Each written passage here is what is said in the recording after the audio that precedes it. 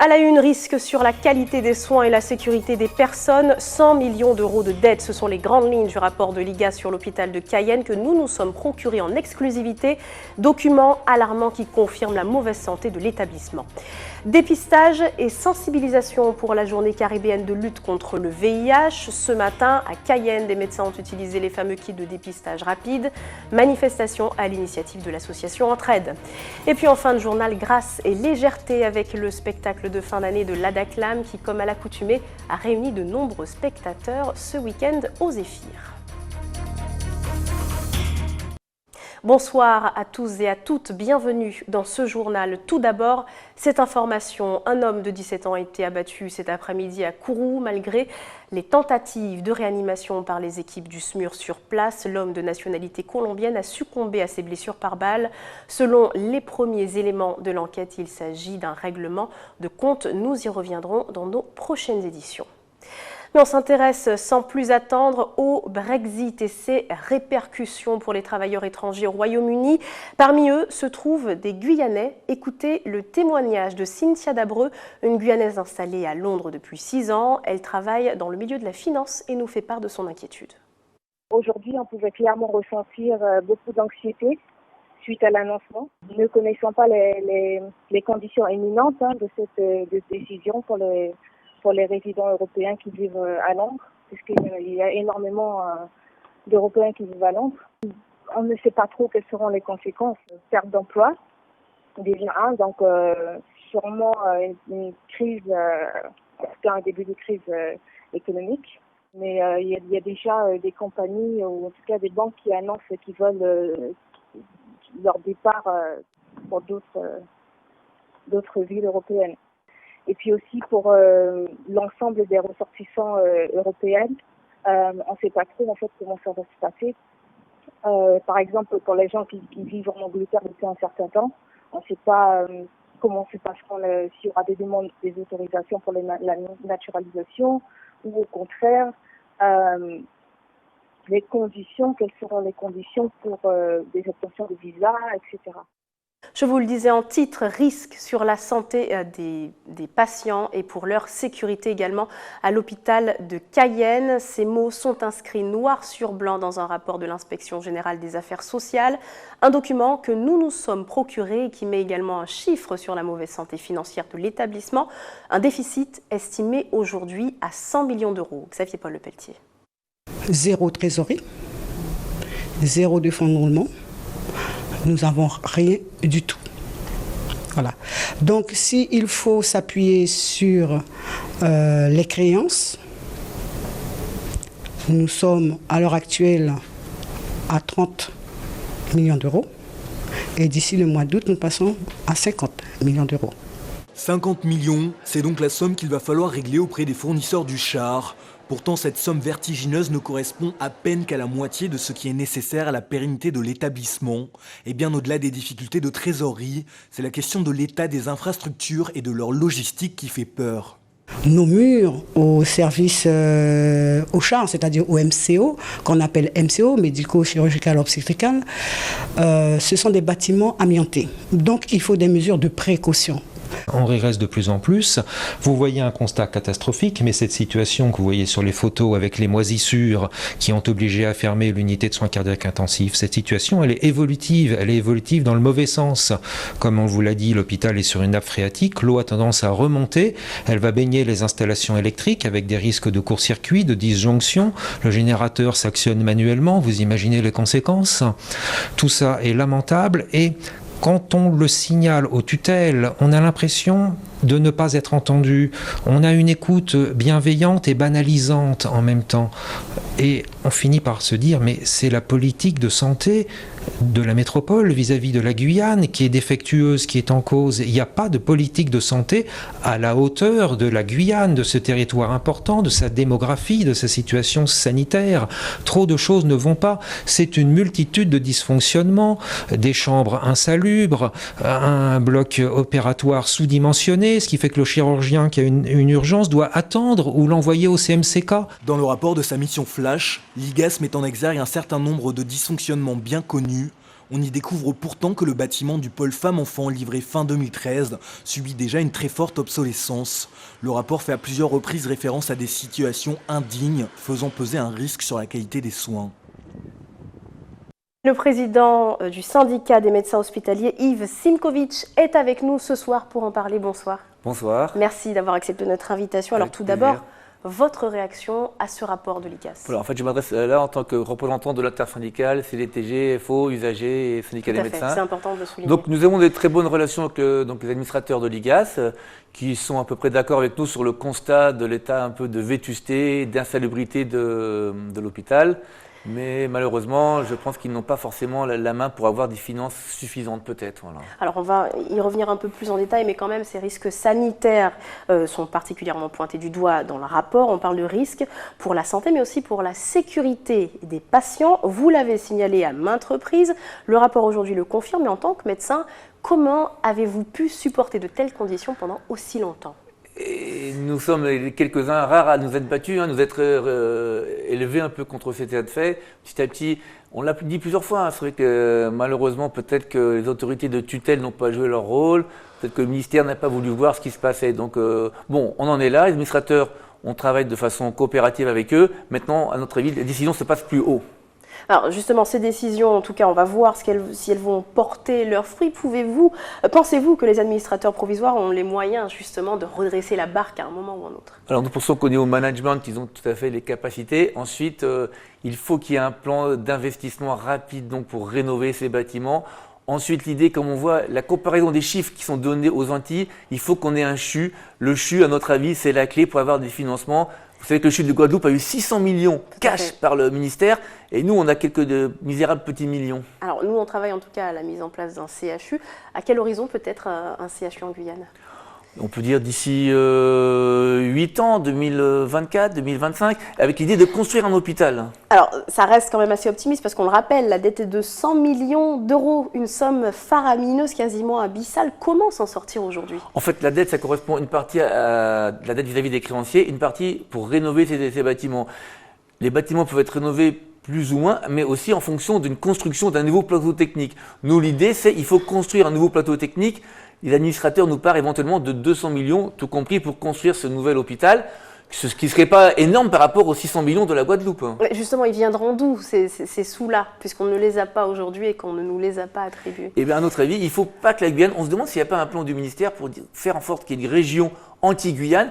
La Guyane serait un peu l'hôpital local par rapport, vous savez, aux Antilles. Nous, on ne veut pas de ça. On pense que vous savez que la Guyane est le département qui a la plus forte démographie. Donc, il faut se projeter dans les années à venir pour dire qu'il faut un hôpital correct et non pas dire qu'on va continuer les évacuations sanitaires vers les Antilles qui coûtent cher et qui, quand même, sont une perte de chance pour les patients qui sont en Guyane. Alors, aujourd'hui, que compte faire le syndicat ou plutôt l'intersyndical face à cette situation? Nous avons repris un peu notre bâton de pèlerin. Nous étions restés un peu calmes pendant quelques mois pour permettre aux administrateurs de travailler en toute confiance. Nous travaillons très bien avec eux. Nous avons fait une lettre ouverte au président de la République. Nous commencerons à remobiliser tous les élus de Guyane. Et comme d'habitude, nous disons que le combat de l'hôpital, c'est le combat de tous. Vous êtes tous appelés un jour ou l'autre, même vous, les journalistes, les téléspectateurs, à aller à l'hôpital. Vous attendez beaucoup d'une telle démarche. Vous avez écrit, vous le disiez tout à l'heure, vous avez envoyé un courrier au président de la République. Oui. Vous attendez de sérieuses réponses? Ah oui, comme nous avons beaucoup d'interlocuteurs, nous avons commencé à rencontrer les responsables politiques de Guyane. Nous pensons que tout le monde va être remobilisé. Et cette fois-ci, nous avons quand même le feu vert du ministère. Le ministère de la Santé est dans l'hôpital avec ses deux administrateurs qui ont l'écoute directe du ministre. À notre avis, d'après mes relais des intersyndicales de médecins au niveau national, ils me disent qu'à cette période préélectorale, la décision se passe carrément au niveau de Manuel Valls ou de François Hollande. D'accord. Donc aujourd'hui, cette intersyndicale, que compte-t-elle faire en attendant des réponses du président de la République, peut-être de la CTG également? Donc nous avons rencontré le président de la CTG, nous avons rencontré la plupart des élus, nous avons mis une pétition en ligne donc pour soutenir donc cette lettre ouverte et nous commençons à remobiliser. Nous allons aussi réinvestir la CRSA, vous savez, qui est le Conseil d'orientation de la santé en Guyane, pour que cet organisme prenne une véritable position pour améliorer améliorer cet état de santé. Après, je voudrais vous dire aussi, ce n'est pas que le char. Le CHOG, apparemment, il y a des financements qui ont été refusés. Le CMCK, on sait, est en grand déficit. C'est-à-dire dans l'ouest guyanais, puis également à Kourou. À Kourou. Pour simplifier. Voilà. Le Saint-Laurent, l'hôpital est un peu en difficulté. Les financements ne sont pas tout à fait au point. Le CMCK de Kourou est aussi en difficulté. Et même la clinique Véronique serait aussi un petit peu en difficulté. Donc vous voyez, c'est l'ensemble du système sanitaire guyanais qui est en difficulté. Et à mon avis, on est un peu piégé par un plan anti-Guyane. Il faut que la Guyane, c'est un appel aux élus aussi, à tous les élus, les maires, tout ça, c'est la Guyane de tout le monde, il faut vous mobiliser. C'est noté. Merci beaucoup Yves Simkovic d'avoir été avec nous ce soir. Merci beaucoup à vous. On poursuit, on reste dans la santé avec la journée caribéenne de lutte contre le sida. Aujourd'hui, l'association Entraide a proposé des dépistages gratuits et rapides au centre-ville de Cayenne, car même si le nombre de cas diminue, la Guyane reste un territoire particulièrement touché. Ayodele Germa.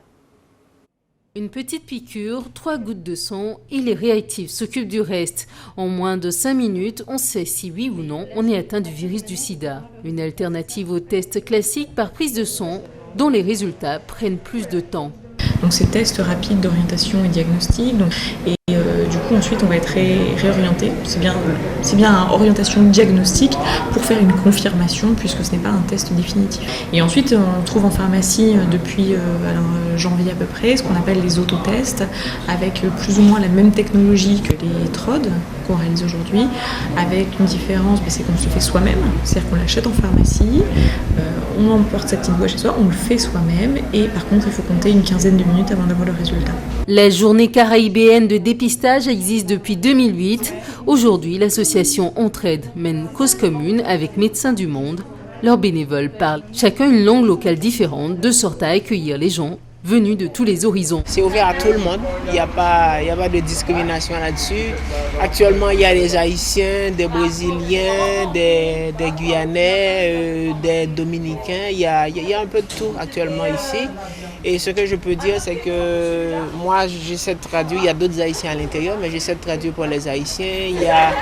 Il y a une collègue qui parle très bien espagnol, elle est d'origine espagnole et d'origine dominicaine, et elle traduit pour les Dominicains qui viennent ici, et ainsi de suite. Cet après-midi, une quarantaine de personnes ont dissipé le doute sur leur sérologie, une démarche qui, pour certains, se fait sans stress. J'aimerais bien savoir si j'ai le sida ou pas parce que j'ai à peu près plein de copines, j'ai eu plein de relations, donc voilà pourquoi. Je ne suis pas du tout stressé, de toute façon je sais que ça ne va pas m'empêcher de vivre et je vais toujours avancer, que je l'ai ou pas. C'est important parce qu'on a attrapé la maladie, c'est pas bon. Donc moi je préfère venir faire les tests pour voir si j'ai pas, même si j'ai pas fait avec des femmes. Donc c'est important quoi. L'association Entraide poursuit son dépistage vendredi prochain. À partir de 21h, une maraude nocturne aura lieu dans le centre-ville de Cayenne. Restez avec nous, direction la Guadeloupe, dans quelques instants où la banque, le Crédit Agricole, est secouée par un mouvement social. Les syndicats annoncent un mouvement de grève illimité. Et puis en fin de journal, les images du spectacle de fin d'année de l'Adaclam qui s'est déroulé ce week-end. Reportage à suivre. Mais d'abord, cette annonce de la compagnie aérienne Air Caraïbes, la réouverture de la liaison entre la Guyane et les Antilles, à laquelle elle avait renoncé en septembre 2012, un revirement qui peut faire espérer une baisse des prix pour les passagers. Explication. Cet été, au départ des Antilles, avec un long courrier type Airbus A330 qui passe par les Antilles au départ de Paris et qui se rend en Guyane. Donc nous commercialisons une quinzaine de vols au mois de juillet dans le sens Antilles-Guyane et puis une quinzaine de vols dans le sens Guyane-Antilles au mois d'août. Bien sûr, comme nous commercialisons ces vols et que ce sont des allées simples, puisqu'ils ne se font pas tous les jours, on propose un prix défiant toute concurrence, puisque nous proposons un prix à 159 € TTC. Ça veut dire que ce prix, en fonction de la saison, est très attractif. Donc on a commencé à commercialiser ces vols la semaine dernière et ça fonctionne bien. On a lancé ça parce que c'était une opportunité de le faire. On avait l'avion et on a plus d'une cinquantaine de passagers maintenant qui sont par vol réservés sur cette ligne-là avec un aller simple à 159 €. Donc c'est un véritable succès ponctuel pour l'été. On parle uniquement de juillet-août, il ne faut pas se méprendre, il s'agit d'une offre uniquement de juillet-août. C'est une opération qui pourra se renouveler en période de pointe, mais qui n'est pas amené pour l'instant à perdurer au cours de l'année. C'est pour ça d'ailleurs que très prochainement, on va proposer une autre destination au départ des Antilles en Côte-Chère, sur Cuba. Donc ça va se faire très bientôt, donc je profite de l'occasion pour l'annoncer. Et clairement, Air Caraïbes n'est pas là pour écouter ou subir, on est là aussi pour défendre notre rôle de leader ici, et cette opération sur la Guyane en fait partie. En Guadeloupe, toujours, je vous le disais, les organisations syndicales du Crédit Agricole ont déclenché un mouvement de grève illimité. Après plusieurs mois de rencontres avec la direction, le dialogue social est en panne. Les représentants syndicaux refusent de revenir sur leurs acquis. Nathalie Dinan, Isabelle Amo. Nous disons qu'il y a un combat très difficile et c'est la raison pour laquelle Jotla nous présente grand bonnet. Très tôt ce matin, les agents du Crédit Agricole se sont mobilisés devant le siège à Petit-Pérou. Le résultat de plusieurs négociations non abouties sur par exemple la rétribution globale, terme un peu barbare qui signifie que désormais le salaire variable sera amputé, transféré sur le salaire fixe et la prime de vie chère noyée. Au niveau local, notre direction ajoute à la part variable la prime de vie chère, qui pour nous n'est pas une part variable.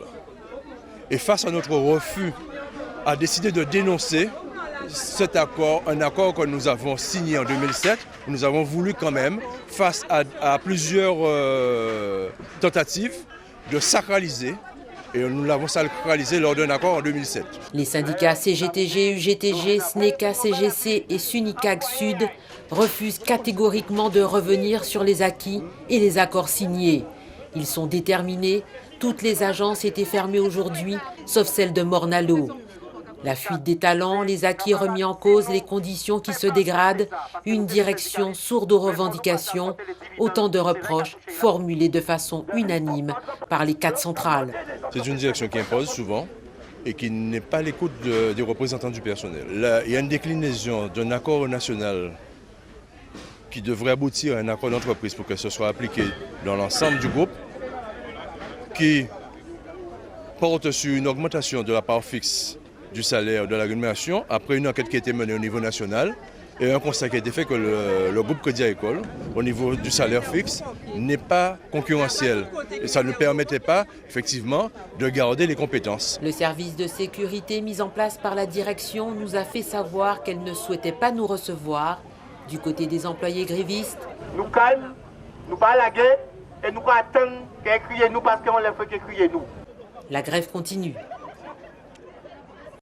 Sur un ton un peu plus léger maintenant, juste avant de retrouver les images du spectacle de l'Adaclam, on part en Martinique avec un autre spectacle de danse, celui du ballet Tchèque Créole qui s'est déroulé le week-end dernier à Rivière-Salée. Reportage José Le Chertier.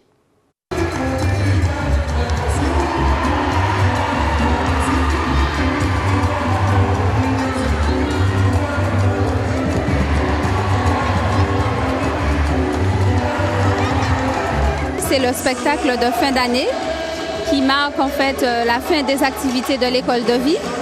Nous avons cette année retenu le thème de danser tropicale. À travers ce thème, nous avons présenté aux enfants les danses, nos danses traditionnelles, mais également les danses de la Caraïbe.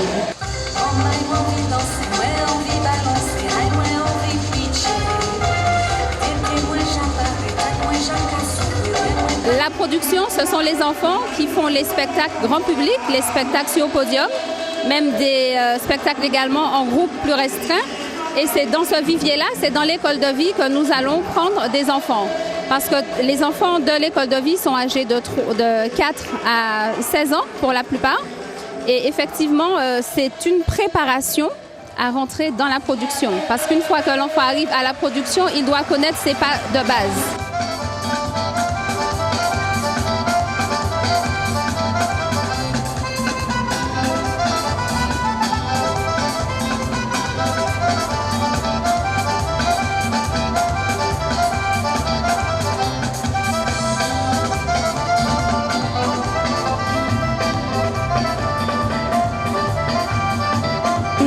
Déjà du 3 au 17 juillet pour le Canada, pour une tournée au Festival international de Drummondville.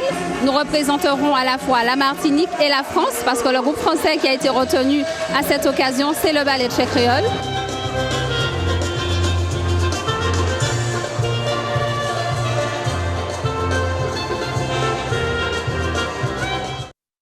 150 élèves et professeurs sur la scène du Zéphyr samedi soir.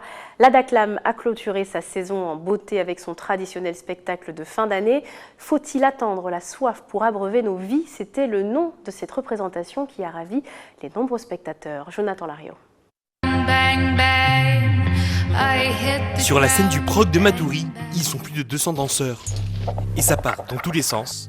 Du hip-hop au jazz, en passant par la danse contemporaine, les élèves de l'Adaclam en ont mis plein aux yeux au public présent pour leur spectacle de fin d'année. J'ai apprécié beaucoup l'imagination, les tableaux et la musique, et puis les danseurs aussi. C'était vraiment magnifique comme spectacle. Très joli message, très belle chorégraphie, et puis à l'année prochaine pour voir si ce sera pas encore plus. Ah, magnifique. Chaque année, c'est de plus en plus magnifique, je trouve, parce que mes enfants y sont depuis, c'est la 3e année, et à chaque fois, je suis émerveillée quant aux chorégraphies et aux costumes aussi. Mais il faut faire des choses comme ça pour les jeunes, c'est bien, ça leur permet de s'exprimer sportivement, mais également de pouvoir détecter quelques talents. Mais voilà. Un spectacle devenu un rendez-vous incontournable des danseurs guyanais, et sur scène, presque toutes les catégories d'âge étaient représentées, et si la danse reste au centre du spectacle, les élèves ont tenu à partager des messages bien précis. La danse, c'est une communication, en fait, une façon de s'exprimer et de communiquer universelle. On n'a pas besoin de mots pour pouvoir forcément faire passer un message. Et je pense que c'est important de nos jours avec toute la violence, toute la dégradation, le désaccord du monde. Voilà, donc on avait besoin de partager ça avec le public, puis en même temps de montrer que dans l'unité, on peut faire de belles choses, quoi.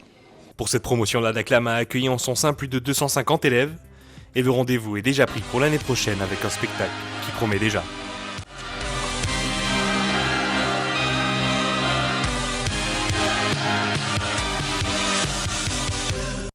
C'est la fin de ce journal. Je vous rappelle les principaux titres de l'actualité.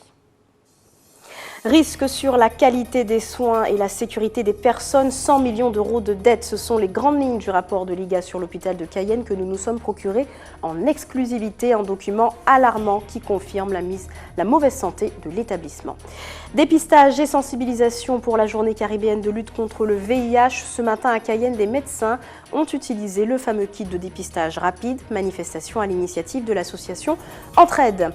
Et puis, vous l'avez vu, grâce et légèreté avec ce spectacle de fin d'année de l'Adaclam qui, comme à l'accoutumée, a réuni de nombreux spectateurs pour ce grand final ce week-end au Zéphyr. Merci de nous avoir suivis. Dans un instant, l'info nationale et internationale avec nos confrères de BFM TV. Puis les programmes continuent sur votre antenne. Excellente soirée à vous, à demain.